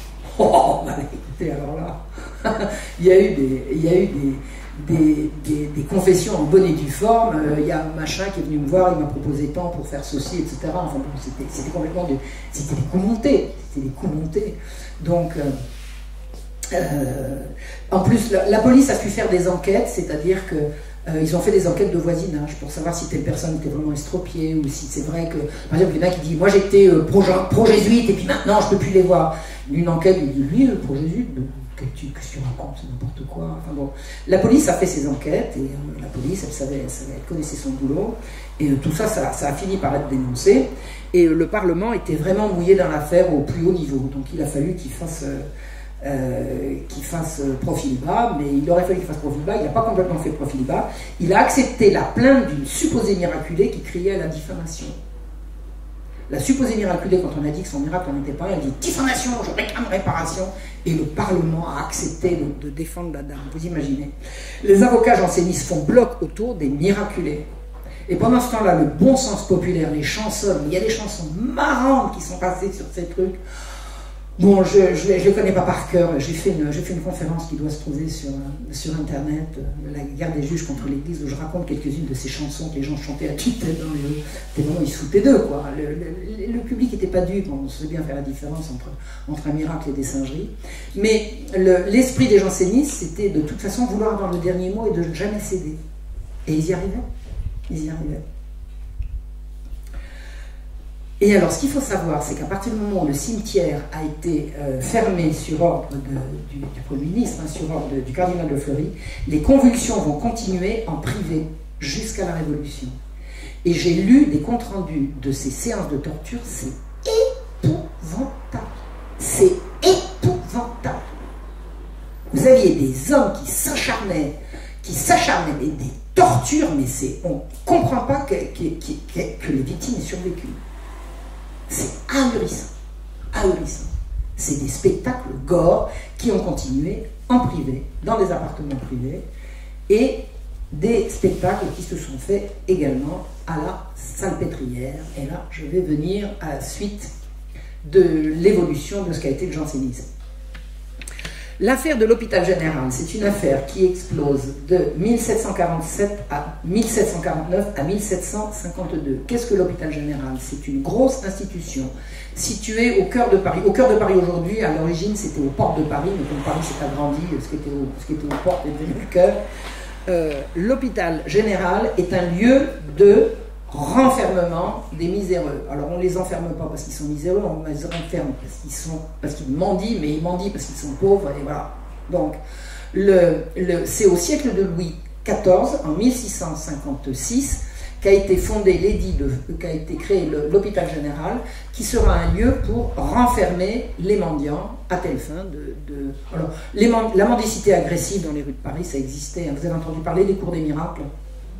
Les cours des miracles, c'était en fait des blocs d'immeubles enfermés sur une cour intérieure, dans lesquels les gens rentraient complètement éclopés. Dès qu'ils avaient passé la porte de la cour des miracles, ils envoyaient valser les béquilles et les faux yeux, quoi. Et voilà, c'est ce qu'on appelait les cours des miracles. Donc il y avait effectivement une misère agressive, mais il y avait une misère qui n'était pas agressive, qui était absolument authentique.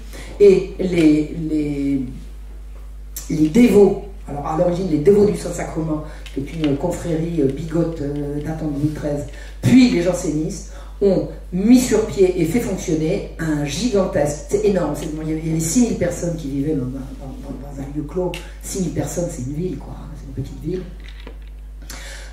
Renfermer les pauvres pour les faire marcher droit et pour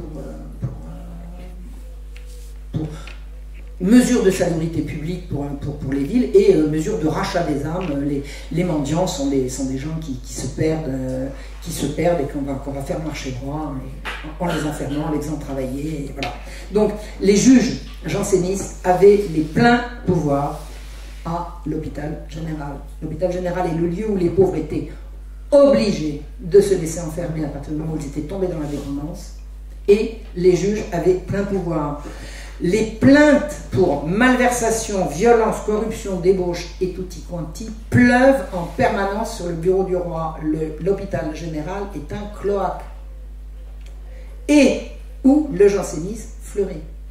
C'est-à-dire que l'hôpital général a aux yeux du roi tous les vices, c'est violence, méchanceté, malversation, détournement de fonds, débauche, orgie, tout ce que vous voulez, plus jansénisme. Cerise sur le gâteau.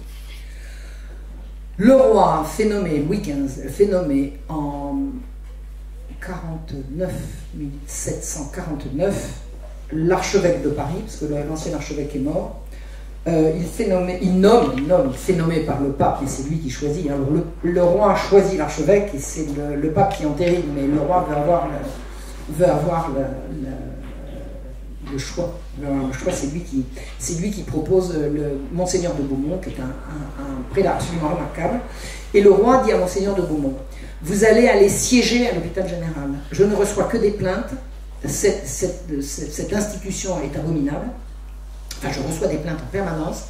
D'après les statuts de l'hôpital général, l'archevêque de Paris siège au conseil d'administration. Depuis la création en 1656, il n'a jamais siégé.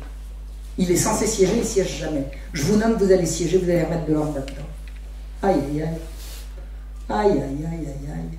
L'archevêque de Paris arrive à la première réunion du conseil d'administration de l'hôpital général. Grève générale! Grève générale, ça s'est pas fait en 48 heures, mais pas loin. Ça met le feu aux poudres. La nomination d'un nouvel archevêque va déclencher non seulement une grève des donations, une grève locale, mais toute la justice de Paris va s'arrêter. Le roi dit à l'archevêque de Paris: vous allez siéger à l'hôpital général. Le Parlement arrête de juger. Attendez, il n'y a pas un peu de disproportion, et surtout, pourquoi le roi dit à l'archevêque: allez regarder ce qui se passe, et les juges disent: jamais, impensable. Les jansénistes ont organisé une grève des donations. L'hôpital général vivait à la fois d'un certain nombre de droits que le roi autorisait à percevoir pour faire entrer de l'argent, mais également de legs, de dons. Les jansénistes ont organisé une grève des dons. C'est bien, c'est une façon de s'occuper des pauvres. Hein? Allez, on arrête. Pourquoi? Parce qu'il y a un nouvel archevêque et qu'on ne veut pas qu'il vienne regarder ce qui se passe. Bon, je vous la fais courte, parce que si vous voulez que je vous fasse une conférence sur l'hôpital général dans n'importe quelques heures, je vais la faire courte. J'ai mis à jour que dans l'hôpital général entraient et sortaient des enfants qui disparaissaient par milliers. Par milliers. J'ai relevé les noms, les codes, les mots d'ordre, les dates d'entrée, les dates de sortie. L'hôpital général était au cœur d'un réseau pédocriminel. Alors j'ai écrit un livre qui s'appelle La Marche Rouge. J'en ai plus, je ne vous en ai pas apporté, il doit m'en rester un ou deux. Ne vous inquiétez pas, ça reviendra. Mais pour l'instant, je ne peux pas vous le... Par contre, j'ai fait une quantité de vidéos, si vous voulez, sur ma chaîne YouTube où je raconte tout ça. L'hôpital général était au cœur d'un réseau pédocriminel et d'un réseau de prostitution. Et tenu par les magistrats jansénistes qui ont hurlé à la persécution quand Monseigneur de Beaumont a dit « je veux voir les comptes et je veux voir ce qui se passe ». D'accord? Et ça, je suis sûr de ce que j'annonce. Il y a des enfants, je les ai suivis à la trace, jusqu'à ce qu'ils disparaissent. Et un enfant, à cette époque-là, ne pouvait pas disparaître. Un enfant, toute personne qui rentrait dans une institution royale, quelle qu'elle soit, que ce soit une prison, un bateau ou un hôpital, vous ne montrez pas de blanche à l'entrée, vous ne montrez pas de blanche à la sortie. C'est comme ça. Et ça, c'est pour le bonheur des historiens. Il y a des registres et des registres. J'ai épluché des registres, je ne vous dis pas, à la loupe, à la loupe. Il y a des gens, quand ils sortent, tous les gens qui sortent de la salpêtrière, si c'est des mineurs, on sait où ils vont. Sauf quand on ne sait pas où ils vont. Et quand on ne sait pas où ils vont, il n'y a pas d'autre endroit où aller. Un enfant qui sort de la salpêtrière parce qu'il a retrouvé un oncle, il est marqué rendu à son oncle. Un enfant qui sort de la salpêtrière parce qu'il va aller en apprentissage, on dit partir en apprentissage chez tel maître. Un enfant qui va être adopté, il y a 2 ou 3 cas, pas plus, on va dire adopté par la famille Tartampion. Et vous en avez des milliers qui sortent pour nulle part. Rien. Zéro. Et ils disparaissent. Et ils disparaissent. Et c'est l'époque du libertinage. C'est l'époque où on glorifie le plaisir pour le plaisir. Une fois apaisée l'affaire de l'hôpital général, alors apaisée par la reculade du roi, vont commencer les refus de sacrement. Un prêtre est appelé au chevet d'un mourant. Alors, Monseigneur de Beaumont, quand il est arrivé à l'archevêché, il a dit « Dites donc, vous savez ce qu'on va faire à l'hôpital général? On va demander aux officières qui veulent communier qu'elles nous montrent un billet de confession. » Elle dit, attendez, ils ont bien... C'est bien vous qui avez dit que pour être sûr qu'ils n'allaient pas se confesser chez des jésuites, on va leur demander... Bah, il dit, c'est bien, vous avez... Bah, tenez, on va demander aux officières qui officient à l'hôpital général qu'elles montrent des billets de confession. Elles vont toutes se confesser à des prêtres jansénistes, hein, vous avez compris? Ceux qui n'ont pas voulu signer, etc. Donc, Monseigneur de Beaumont, il lance l'affaire, il dit, bonne idée, bonne idée. Alors, les nouvelles ecclésiastiques poussent des hurlements en disant, c'est une honte, on aurait... Bah oui, peut-être, mais c'est quand même vous qui l'avez inventé, parce que à Alais, vous vous souvenez, l'évêque Pavillon, il demandait des certificats, des billets de confession, puis après ils l'ont demandé pour tous ceux qui étaient censés ne pas se confesser aux jésuites, donc c'est eux qui ont inventé le truc. Mais quand Monseigneur de Beaumont a dit, tiens, c'est une bonne idée, on va l'appliquer, ils ont poussé des hurlements. Donc, on est en mesure de savoir si quelqu'un s'est confessé à un janséniste ou pas. Et alors, comment va éclater l'affaire des refus de sacrement? C'est une affaire qui va véritablement ébranler le trône. Un prêtre est appelé au chevet d'un mourant janséniste, parce que sinon c'est pas drôle. Et on lui dit, vous allez donner l'extrême-onction à ce monsieur. Alors le prêtre il dit, attendez, je vais donner l'extrême-onction, permettez que je m'entretienne avec lui. Vous êtes-vous confessé? À qui? Ça ne vous regarde pas, pardon? Ça ne vous regarde pas. Je veux l'extrême-onction. Bah attendez, c'est pas un distributeur automatique. On ne peut pas exiger l'extrême-onction. Bah si. Maintenant, on exige l'extrême-onction. Parce que dans tous ces cas, et il va y en avoir des dizaines à travers toute la France, des mourants dont on sait qu'ils sont jansénistes, qui auraient pu, en douce, se faire donner l'extrême-onction par un prêtre janséniste qui s'en serait pas vanté, et ni vu ni connu. Ces gens, ostensiblement jansénistes, font venir des prêtres dont on sait qu'ils sont soumis à l'autorité ecclésiastique. On fait venir, on remplit la chambre tout un tas de comparses, et on prend le prêtre, la main dans le sac, à refuser de donner l'extrême-onction. Mais quel est le prêtre avec une conscience qui va donner l'extrême-onction dans des conditions pareilles? Vous êtes-vous confessé, ça ne vous regarde pas? Attendez, c'est pas une réponse. Bon, alors je vais vous confesser. Est-ce que ces messieurs peuvent sortir? Non. Ben, je ne peux pas confesser devant tout le monde. Refus de confession. Refus de sacrement. On lui met la main au collet et on l'envoie en prison. Ça s'est fait des dizaines de fois sur tout Paris. Les prêtres en étaient arrivés à fuir Paris à toutes jambes. Parce qu'ils ne pouvaient pas à la fois donner l'extrême-onction dans ces conditions-là, et assumer les conséquences de leur refus de sacrement. C'était la prison, il y en avait qui ont été condamnés aux galères. Alors ils n'y sont pas allés parce qu'ils ont pris de l'argent dans leur cou. Vous avez donc des juges qui organisent des refus de sacrement. Voltaire s'en est emparé en disant comment c'est fanatique, gna gna gna gna. Attendez, fanatique de quoi? L'archevêque de Paris a reçu un mandat d'arrêt. Le Parlement a sommé l'archevêque de Paris de faire donner les derniers sacrements à un janséniste notoire qui était mort de la vérole. Au demeurant, on le faisait mourir pour confier en dévotion, etc. Tout le monde savait qu'il avait couru toutes les putains de Paris et qu'il mourait de la vérole. Mais ça se disait sous le manteau, puis l'archevêque le savait, mais il s'en fichait, c'est pas son problème. Si le gars se confesse et que dans bonne et due forme, il aura l'absolution, s'il ne se confesse pas, il ne l'aura pas. Mais le Parlement a donné l'ordre à l'archevêque de donner l'ordre de lui donner l'absolution. L'archevêque a dit, messieurs, faites votre travail, laissez-moi faire le mien. Un ordre d'arrestation a été envoyé.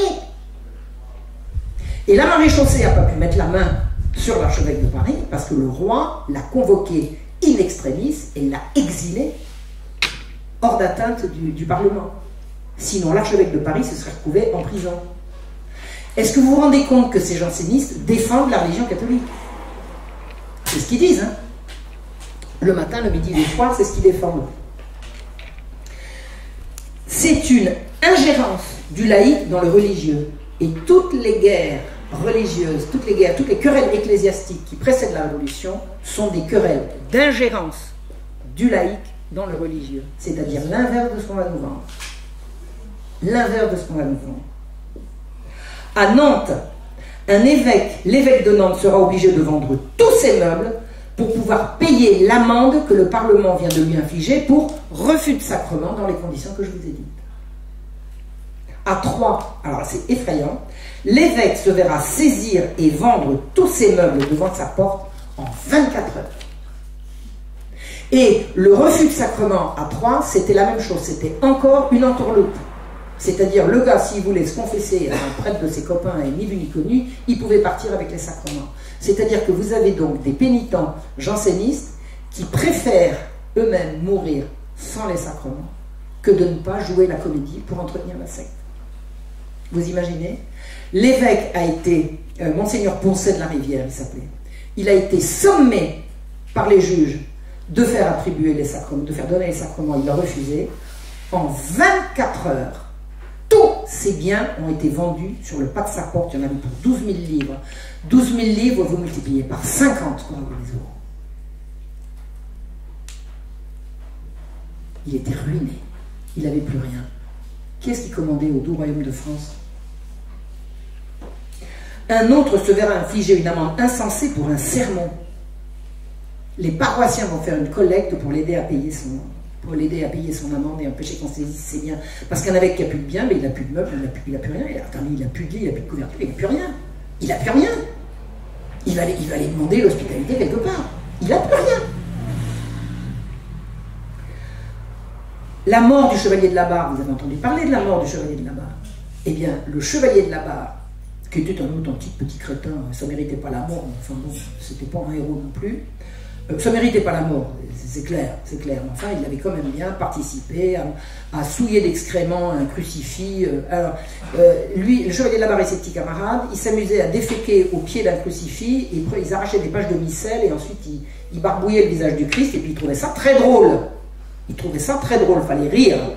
Et un jour, ils ont fait une saloperie de trop, ils ont brisé un crucifix. Donc ils l'ont fait. Voltaire a dit que c'était un malheureux accident, tu parles. On les connaissait bien, les petits talons rouges d'Abbeville, on les connaissait très bien.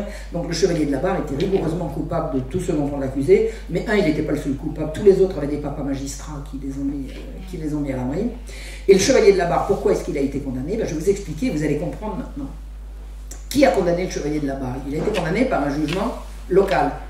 Comme il y avait une peine de mort, l'appel était automatique. En cas de jugement capitale, l'appel était automatique au Parlement de Paris. Au Parlement de Paris, c'était qui? C'était les jansénistes. Et les jansénistes, ils se sont dit, attendez, le chevalier de la Barre, là, il a commis quoi? Un sacrilège? Ah bah attendez, sacrilège. On va appliquer la peine de mort.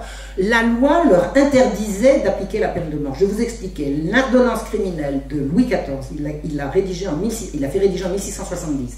L'ordonnance criminelle punissait de mort un blasphémateur 7 fois récidiviste. 7 fois. Donc pour un blasphème, c'était amende honorable et puis jusqu'à 7. Donc la loi ne pouvait pas faire exécuter le chevalier de la Barre. C'était contraire. Les magistrats du Parlement de Paris ont voulu la mort du chevalier de la Barre pour dire nous défendons notre Seigneur contre les odieux blasphèmes. C'est-à-dire pour être plus sévère que l'Église. Parce que l'Église, en l'occurrence, Monseigneur de la Motte, qui était évêque à Amiens, est allé se jeter aux pieds du roi en disant « Grâce, Majesté, grâce, grâce, grâce, sauvez ce jeune homme, il a 19 ans, sauvez-le, sauvez-le, sauvez-le. » Toute l'Église s'est mobilisée pour essayer de sauver le chevalier de la Barre. Vous avez mais c'est absolument ahurissant. Tous les petits jeunes gens, toute la petite bande, ils ont été mis à l'abri dans des couvents, dans des monastères. Enfin, c'est fou. L'Église s'est mobilisée pour essayer de sauver ces jeunes gens. L'évêque, il avait 84 ans. Il a fait une procession pieds nus, la corde au cou, avec tenant un cierge, en disant faites grâce aux... Alors, nous savons qu'ils ont mérité les derniers supplices, mais faites grâce au bon Dieu. Les libres penseurs, disons, nous savons qu'ils ont mérité les derniers supplices, puis ils ont arrêté là, alors que l'évêque disait faites grâce au bon Dieu, et il demandait de prendre sur lui les péchés du chevalier de la Barre. Il a demandé grâce, il est allé, malgré son grand âge, il est allé se jeter aux pieds du roi pour demander la grâce. Et ce sont les magistrats jansénistes qui ont dit non. Alors, le roi a refusé la grâce, je ne sais pas pourquoi il l'a refusé, j'ai mon idée. C'est une hypothèse. Le roi n'avait pas envie de nettoyer derrière les juges, si vous voyez ce que je veux dire. Vous voulez commettre un grand crime, eh bien commettez-le. Je ne vais pas arriver derrière en disant... Hypothèse, simple hypothèse. Donc toute l'Église, parce qu'il y avait l'Assemblée Générale du Clergé à Paris à ce moment-là, est allée se jeter aux pieds du roi et Monseigneur de la Motte pour essayer par tous les moyens de sauver le chevalier de la Barre. Ils ont refusé, et ceux qui l'ont fait condamner et exécuter, ce sont les juges jansénistes, et ils l'ont fait par anticléricalisme, pour prouver à l'Église que c'était eux les laïcs qui dirigeaient. Donc quand vous entendez un libre penseur vous raconter le coup du chevalier de la Barre, vous lui envoyez un lien sur ma vidéo, je raconte tout ça en détail. Alors, le fond du conflit entre les juges jansénistes et la royauté et l'Église, c'est les juges refusent d'enregistrer une bulle qui dit que tous les hommes sont égaux devant la grâce. Le pape dit tous les hommes sont égaux devant la grâce, et ces gens-là vont faire de la résistance jusqu'à la Révolution parce que non. Au fait, vous savez comment un janséniste il sait qu'il a la grâce? Comment il le sait? Mais s'il est très riche, il dit quand même, bon Dieu est drôle. Et alors c'est ça notre pauvre. S'ils avaient la grâce, ils seraient pas pauvres. Hein. Vous avez compris le truc? Vous avez compris le truc? C'est comme ça que ça se passait. Donc le fond du conflit, c'est que les juges refusent d'enregistrer une bulle qui dit, une bulle, c'est-à-dire une décision du pape qui dit les hommes sont égaux devant la grâce, c'est-à-dire égaux devant Dieu. La magistrature janséniste refuse que les affaires religieuses soient l'affaire de l'Église. Les juges laïcs veulent se mêler d'affaires de l'Église.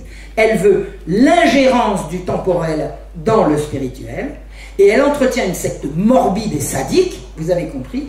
Et quand il faudra le cacher, elle permettra de continuer à l'hôpital général. Les singeries des convulsions ont continué à l'hôpital général.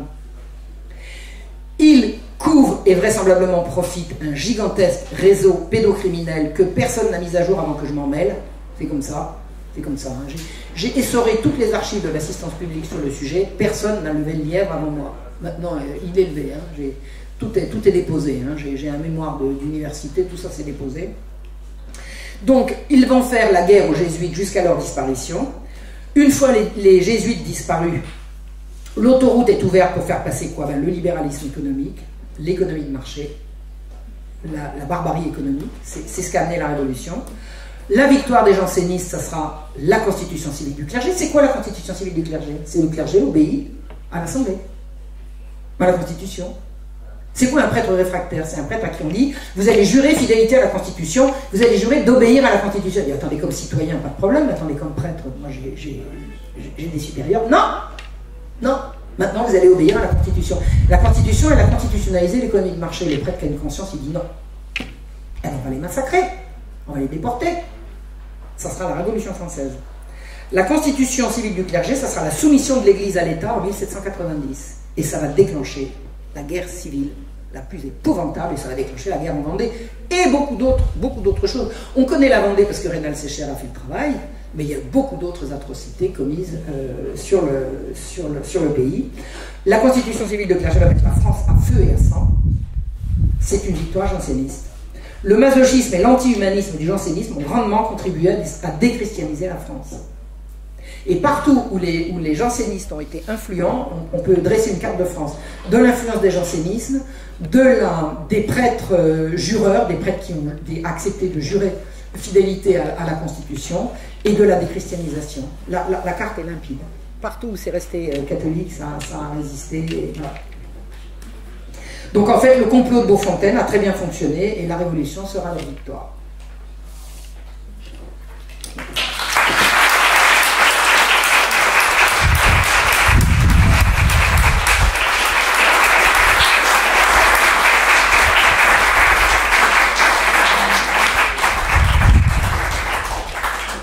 Alors, est-ce qu'il y a un peu de temps pour un jeu de questions-réponses? Oui. Oui. J'aurais une question. D'abord, merci parce que c'était un exposé extrêmement brillant. Vraiment, on a appris énormément, enfin, j'ai appris énormément de choses. Est-ce qu'il existe aujourd'hui un courant qui se réclame des jansénistes et quels moyens d'expression il a? Est-ce qu'il existe? J'ai pas compris. Est-ce qu'il existe aujourd'hui, dans le monde contemporain, un courant qui se réclame du jansénisme? Alors, un courant, alors je reprends la question très intéressante. Est-ce qu'il existe aujourd'hui un courant qui se réclame du jansénisme? Moi j'en ai connais un, c'est l'université française. Essayez à l'université française de raconter ce que je vous raconte là. Vous ne pouvez pas vous imaginer ce qui va vous tomber dessus. À l'université, on n'a pas le droit de dire, vous savez, tout ce que je vous raconte, j'ai tous les détails. Hein. Quand j'ai commencé à raconter ce qui se passait à l'hôpital général, ma prof à qui j'envoyais parce que j'étais à la campagne, donc je faisais mes études par correspondance, je voyais ma prof une fois par semaine. Le reste du temps, je communiquais par Internet. Tout ce que je racontais sur les horreurs qui se passaient à l'hôpital général, elle me disait c'est pas vrai. Du genre, c'est même pas vrai. Un jour, des jansénistes, enfin des intervenants extérieurs sont allés à l'hôpital général pour demander à s'occuper exclusivement des enfants de cœur et supprimer la proximité qu'il y avait entre les enfants de cœur et leurs confesseurs. J'ai su par la suite, parce que j'ai découvert la vérité, un écrivain bourguignon qui s'appelait Restif de la Bretonne a été enfant de cœur à l'époque, et son frère était pédéraste, et il disait que les jansénistes à l'hôpital général qui s'occupaient des petits garçons, en fait, ils se les envoyaient, quoi. C'était un réseau pédocriminel. Et je ne le savais pas encore avec certitude, mais le soupçon était absolument énorme, et je raconte qu'un jour, il y a eu une bagarre, des laïcs extérieurs à l'hôpital général venaient s'occuper des enfants de cœur. Les prêtres ont voulu défendre les enfants de cœur et ça s'est terminé à coup de pincette. C'est-à-dire qu'ils se sont battus. Ils se sont battus. Eh bien, ma prof m'a retiré ce que j'étais en train d'écrire pour dire la persécution des jansénistes par les prêtres de l'hôpital. Ça veut dire quoi? Ça veut dire qu'il y a une version officielle qui veut que les jansénistes soient des opposants saints aux abus de l'absolutisme, de l'Église et de la royauté. Et si vous avez des preuves du contraire, ma prof m'a fait rater 1 an. Elle m'a empêché d'avoir mon diplôme. Vous voulez que je vous raconte comment? C'est très simple. Elle m'a vu travailler comme une acharnée sur des archives pendant 1 an, et au moment de présenter mon mémoire, elle était ma seule prof, au moment de présenter mon mémoire, elle ne m'a pas dit comment le présenter. Donc j'ai pas pu l'avoir. Mais elle était quand même là, elle était quand même payée à ça, non? Et j'avais personne d'autre qui pouvait l'expliquer par elle, puisque c'était elle ma prof. Et j'ai su le jour de l'examen qu'elle m'a fait passer fin septembre, pour être sûr que je ne puisse pas faire... hein? Le jour de l'examen, j'ai su qu'au lieu de le présenter comme je l'ai fait, il fallait que je le présente différemment. Et pourquoi vous ne me l'avez pas dit, madame? Et vous savez ce que j'ai fait? Devant le jury, j'ai dit, je recommence, je m'inscris demain, je repique. Et je me suis inscrite à un séminaire à un module de méthodologie, puis alors je suis arrivée, j'ai eu mention très bien dans le truc. Hein. Mais un an plus tard, parce qu'elle m'a empêché d'avoir mon diplôme. Et je me suis amusée récemment, il y a quelque temps, à relire toutes les notes qu'elle m'avait mises sur mes mémoires. Tout ce qui disait du mal des jansénistes, elle me faisait retirer. Or, elle n'était pas chrétienne, mais catholique, rien du tout, c'était une robespierriste déchaînée. Donc, les jansénistes sont défendus par les marxistes, robespierristes, jacobins, à fond les manettes. C'est ce que je peux vous dire.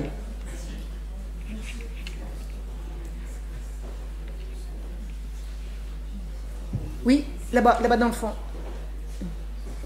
Pourquoi vous dites que le jansénisme s'est arrêté à la Révolution française? J'ai pas très bien compris là. Ben, il n'y avait plus besoin. Ils avaient gagné. Alors d'abord, ils étaient essentiellement magistrats, le Parlement a été dissous, à la Révolution française, la justice a été complètement réformée, donc les juges, la justice a cessé de fonctionner comme elle fonctionnait avant, donc le Parlement a été dissous.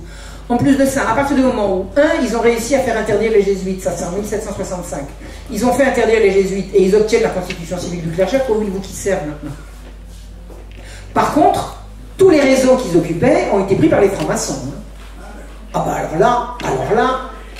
Oui, alors oui, ça répond l'autre question, l'autre phase de la question. Tous les postes occupés par les jansénistes à l'hôpital général a été transformé en assistance publique et les francs-maçons ont pris la place des jansénistes. Mais c'était plus des jansénistes. Clairement, c'était plus des jansénistes. Mais les mêmes postes ont été occupés par les francs-maçons. D'ailleurs, pendant un temps, au milieu du siècle, autour des années 1745, 50, 55, c'est très très poreux entre jansénistes et francs-maçons. On les retrouve ils sont accoquinés dans les mêmes... En gros, ils couchent avec le même putain, quoi. Vous savez, il y a une source absolument étonnante pour l'histoire, c'est la police des mœurs. Parce que les prostituées reçoivent les confidences de tous leurs clients, elles les racontent à la mère Macrel et la police ramasse les copies tous les soirs. Et tout ça, c'est archivé. Moi, j'ai lu de ces trucs. Oh là, les mœurs des uns et des autres, vous soupçonnez pas. C'est pas très ragoûtant pour rien vous cacher. Donc on sait tout. On sait tout au niveau des mœurs. Oui. Je vais vous poser une question. Nous sommes ici sur le territoire de Vauban. Oui, tout à fait, oui. Le château de Bazoches, sa résidence personnelle, ouais. Son bureau d'études. On sait que Vauban ne s'occupait pas uniquement de forteresse, il s'occupait des finances publiques. Ouais. Et notamment, sur un autre sujet qui nous rapproche de votre conférence, il a pris position pour défendre les protestants de l'époque, puisque vous savez qu'il a révoqué, il y a une histoire de révocation de l'édictement. Oui, tout à fait, oui, 1685. Et Vauban est allé jusqu'à dire à Louis XIV, Seigneur, vous faites une erreur, les protestants sont parmi les plus riches et les plus entrepreneurs du royaume, vous faites une erreur. Alors ma question, est-ce que dans vos recherches, vous savez si Vauban, qui défendait les protestants, aurait eu un rapport avec les jansénistes? Aucune idée. Oh non, les jansénistes, sûrement pas. Sûrement pas. Je pense pas, mais il y a des gens qui laissent entendre qu'il était trouble, mais moi je ne le pense pas. Alors, qu'il ait été trouble, je ne sais pas. Vraiment, alors j'ai pas étudié Vauban, je sais que c'est ville fortifiée par Vauban, ville imprenable, ville défendue par Vauban, non, ville défendue par Vauban, ville imprenable, ville fortifiée par Vauban. Ville attaquée par Vauban, ville prise. Ville assiégée par Vauban, ville prise. Imprenable d'un côté, prise de l'autre. Non, alors je ne sais pas.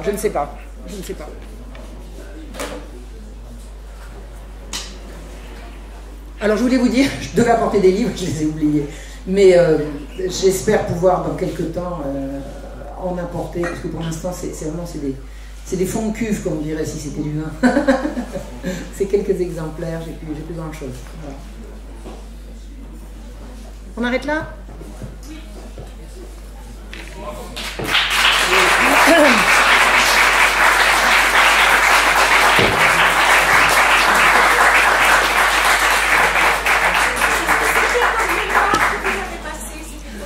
Mon mémoire, alors mon premier DEA, c'était